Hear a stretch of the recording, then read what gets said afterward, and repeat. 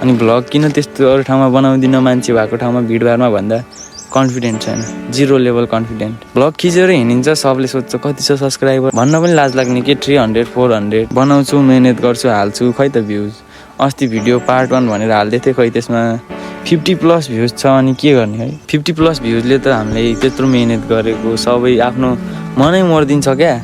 अनि भिडियो बनाउनै मन लाग्दैन क्या, सपोर्टै छैन क्या, सब भ्लगर निस्क्यो अनि कसलाई सपोर्ट गर्न सक्छ। अलिअलि भ्युज आइदिन पऱ्यो, आफ्नो निरन्तर सब्सक्राइब प्लस हुन पऱ्यो।